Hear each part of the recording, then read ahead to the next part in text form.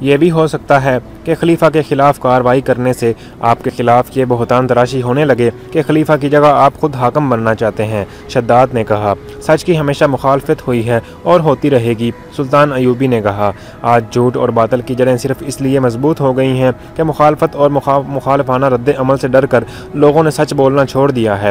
حق کی آواز سینوں میں دب کر رہ گئی ہے۔ شاہانہ دوروں نے اور شہنشانیت کے اظہار کے اوچھے طریقے نے رعایا کے دلوں پر وہ وقار ختم کر دیا جو قومی طرز امتیاز تھا۔ عوام کو بھوکا رکھ کر اور ان پر زبردستی اپنی حکمرانی ٹھونس کر انہیں غلامی کی زنجیروں میں باندھا جا رہا ہے جنہیں ہمارے رسول اکرم صلی اللہ علیہ وآلہ وسلم نے توڑا تھا۔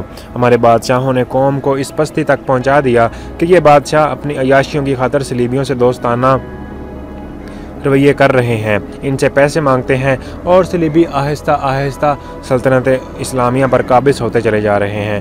آپ نے شداد مخالفت کی بات کی ہے، ہمیں مخالفت سے نہیں ڈرنا چاہیے۔ قابل صدر احترام امیر سلطان ایوبی کے نائب سالار اسامر نے کہا، ہم مخالفت سے نہیں ڈرتے، آپ نے ہمیں میدان جنگ دیکھا ہے، ہم اس وقت بھی نہیں ڈرے تھے۔ ہم جب محاصرے میں لڑے تھے ہم بھوکے اور پیاسے بھی لڑے تھے۔ صلیبیوں کے طوفان ہم نے اس حالت میں بھی روکے تھے جب ہماری تعداد کچھ بھی نہیں تھی۔ مگر میں آپ کو آپ کی ہی کہی ہوئی ایک بات یاد دلانا چاہتا ہوں۔ آپ نے ایک بار کہا تھا کہ حملہ جو باہر سے آتا ہے اسے ہم قلیل تعداد میں بھی روک سکتے ہیں، لیکن حملہ جو اندر سے ہوتا ہے اور جب حملہ آور اپنی قوم کے افراد ہوتے ہیں تو ہم ایک بار تو چونک اٹھتے اور سن ہو جاتے ہیں کہ یاد یہ خدائے ذوالجلال یہ کیا ہوا۔ قابل احترام امیر مصر، جب ملک کے حاکم ملک دشمن ہو جائیں تو آپ کی تلوار نیام کے اندر تڑپتی رہے گی، باہر نہیں آئے گی۔ آپ نے درست کہا ناصر۔ سلطان ایوبی نے کہا، میری تلوار نیام میں تڑپ رہی ہے، یہ اپنے حاکموں کے خلاف باہر نہیں آنا چاہتی۔ میرے دل میں قوم کے حکمرانوں کا ہمیشہ احترام رہا ہے۔ ملک کا حکمران قوم کی عظمت کا نشان ہوتا ہے، قوم کے وقار کی علامت ہوتا ہے، لیکن آپ سب غور کریں کہ ہمارے حکمرانوں میں کتنی کچھ عظمت اور کتنا کچھ وقار رہ گیا ہے۔ میں صرف خلیفہ اعلیحضرت کی بات نہیں کر رہا، علی بن سفیان سے پوچھو، اس کا محکمہ موصل، حلب، دمشق، مکہ اور مدینہ منورہ کی جو خبریں لا رہا ہے وہ یہ ہیں کہ خلافت کی تعیش پرستی کی وجہ سے جہاں جہاں کوئی امیر حاکم ہے وہ وہاں کا مختار کل بن گیا ہے۔ سلطنت اسلامیہ ٹکڑوں میں بٹتی جا رہی ہے۔ خلافت اس قدر کمزور ہو گئی ہے کہ اس نے عمراء اور حکام کو ذاتی سیاست بازیوں کے لیے استعمال کرنا شروع کر دیا۔ میں اس خطرے سے بے خبر نہیں کہ قوم کے بکھرے ہوئے شیرازے کو ہم جب یکجا کرنے کی کوشش کریں گے تو یہ اور بکھرے گا، ہمارے سامنے پہاڑ کھڑے ہو جائیں گے، لیکن میں گھبراؤں گا نہیں اور مجھے امید ہے کہ آپ بھی نہیں گھبرائیں گے۔ میں آپ کے مشوروں کا احترام کرتا ہوں، لیکن میں آئندہ خلیفہ کے بلاوے پر صرف اس صورت میں جاؤں گا جب کوئی ضروری کام ہوگا۔ فوری طور پر خطبے سے خلیفہ کا نام اور ذکر نکلوا رہا ہوں۔ سب نے سلطان ایوبی کے اس اقدام کی حمایت کی اور اسے اپنی اور ہر طرح کی قربانی دینے کا یقین دلایا۔ خلیفہ اعلیحضرت اس وقت اپنے ایک خصوصی کمرے میں تھا جب قاصد نے اسے بتایا کہ صلاح الدین ایوبی نے کہا ہے اگر کوئی ضروری کام ہے تو میں آ سکتا ہوں ورنہ میں بہت مصروف ہوں۔ خلیفہ آگ بگولا ہو گیا۔ اس نے قاصد سے کہا کہ رجب کو میرے پاس بھیج دو۔ رجب اس کے حفاظتی دستے کا کماندار تھا جس کا عہدہ نائب سالار جتنا تھا۔ وہ مصر کی فوج کا افسر تھا۔ اسے خلیفہ کے باڈی گارڈ کی کمان دی گئی تھی۔ اس نے قصر خلافت اور خلیفہ کے حفاظتی دستوں میں چن چن کر سوڈانی حبشیوں کو رکھا ہوا تھا۔ وہ سلطان ایوبی کے مخالفین میں سے اور خلیفہ کے خوشامدیوں میں سے تھا۔ اس وقت خلیفہ کے اس خصوصی کمرے میں ارارہ موجود تھی۔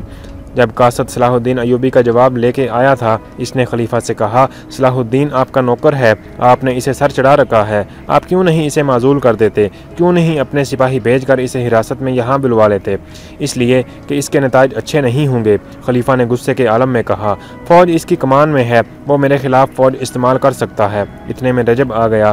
اس نے جھک کر فرشی سلام کیا۔ الاعزد نے غصے سے کانپتی ہوئی آواز میں کہا، میں پہلے ہی جانتا تھا کہ یہ کم بخت خود سر اور سرکش آدمی ہے۔ یہ صلاح الدین ایوبی، میں نے اسے بلایا تو یہ کہہ کر آنے سے انکار کر دیا کہ کوئی ضروری کام ہے تو آؤں، ورنہ آپ کا بلاوا میرے لیے کوئی معنی نہیں رکھتا کیونکہ میرے سامنے ضروری کام پڑے ہیں۔ غصے میں بولتے بولتے اسے ہچکی آئی، پھر کھانسی اٹھی اور اس نے پھر دل پر ہاتھ رکھ لیا۔ اس کا رنگ زرد ہو گیا۔ اس حالت میں کمزور سی آواز میں کہا، بدبخت کو یہ بھی احساس نہیں کہ میں بیمار ہوں، میرا دل مجھے لے بیٹھے گا، میرے لیے غصہ ٹھیک نہیں، مجھے اپنی صحت کا غم کھائے جا رہا ہے اور اسے اپنے کاموں کی پڑی ہے۔ آپ نے کیوں اسے بلایا تھا؟ رجب نے پوچھا۔ مجھے حکم دیجئے، میں نے صرف اسی لیے بلایا تھا کہ اسے احساس رہے کہ اس کے سر پر ایک حاکم بھی ہے۔ خلیفہ نے دل پر ہاتھ رکھتے ہوئے کراتی ہوئی آواز میں کہا، تم ہی نے مجھے بتایا تھا کہ صلاح الدین خود مختار ہوتا جا رہا ہے۔ میں اسے بار بار یہاں بلانا چاہتا ہوں، اسے حکم دینا چاہتا ہوں تاکہ اسے اپنے پاؤں کے نیچے رکھوں۔ یہ ضروری نہیں کہ کوئی ضروری کام ہو تو میں ہی اسے بلاؤں۔ ارارہ نے شراب کا پیالہ اس کے ہونٹوں سے لگا کر کہا، آپ کو 100 بار کہا ہے کہ غصے میں نہ آ جایا کریں، آپ کے دل اور اعصاب کے لیے غصہ ٹھیک نہیں۔ اس نے سونے کی ایک ڈبیا سے نسوار رنگی سفوف سا ذرا خلیفہ کے منہ میں ڈالا اور پانی پلا دیا۔ خلیفہ نے اس کے بکھرے ہوئے ریشمی بالوں میں انگلیاں الجھا کر کہا، اگر تم نہ ہوتی تو میرا کیا ہوتا؟ سب کو میری دولت اور رتبے سے دلچسپی ہے، میری ایک بھی بیوی ایسی نہیں جسے میری ذات کے ساتھ دلچسپی ہو، تم تو میرے لیے فرشتہ ہو۔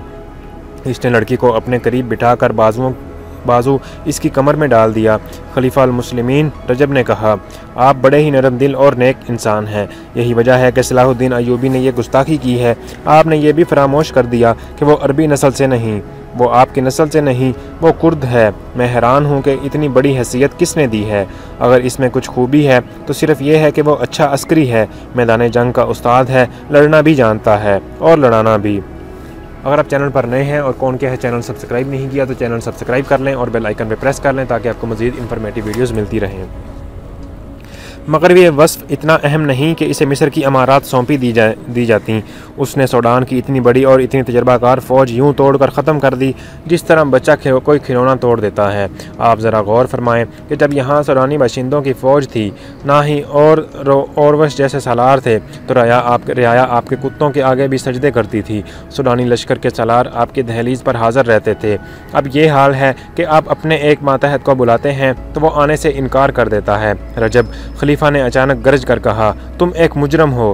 رجب کا رنگ پیلا پڑ گیا۔ ارارہ بدک کر اعلیٰ سے الگ ہو گئی۔ اس نے پھر اسے بازوؤں کے گھیرے میں لے کر اپنے ساتھ لگا لیا اور پیار سے بولا، کیا میں نے تمہیں ڈرا دیا ہے؟ میں رجب سے یہ کہنا چاہتا ہوں کہ آج 2 سال بعد مجھے بتا رہا ہے کہ ہماری فوج، پرانی فوج اور اس کے سالار اچھے تھے اور صلاح الدین کی بنائی ہوئی فوج خلافت کے حق میں نہیں۔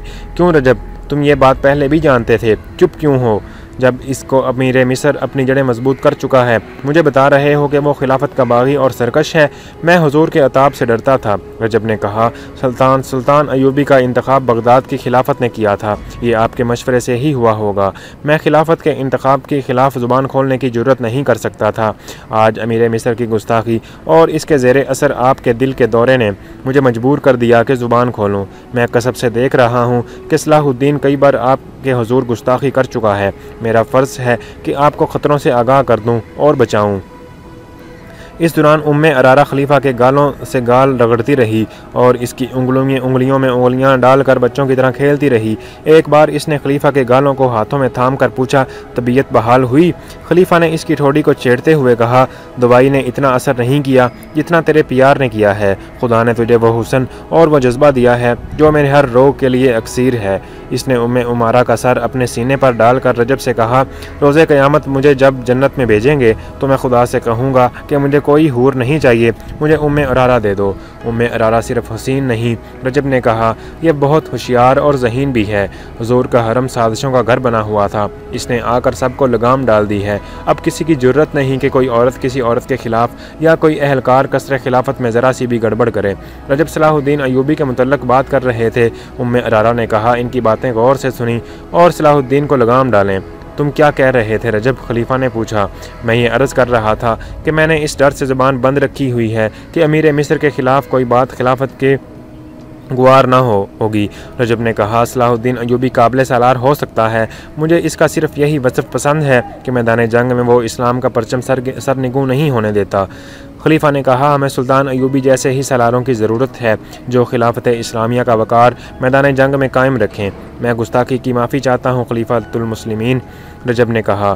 خلافت نے ہمیں میدان جنگ میں نہیں آزمایا۔ صلاح الدین ایوبی کے متعلق میں یہ کہنے کی جرت کروں گا کہ وہ خلافت اسلامیہ کے وقار کے لیے نہیں لڑتا بلکہ اپنے وقار کے لیے لڑتا ہے۔ آپ فوج کے سالار سے سپاہی تک پوچھ لیں، صلاح الدین انہیں یہ سبق دیتا رہتا ہے کہ وہ ایسی سلطنت اسلامیہ کے قیام کے لیے لڑیں جس کی سرحدیں لامحدود ہوں۔ صاف ظاہر ہے کہ وہ ایسی سلطنت کے خواب دیکھ رہا ہے جس کا بادشاہ وہ خود ہو گیا۔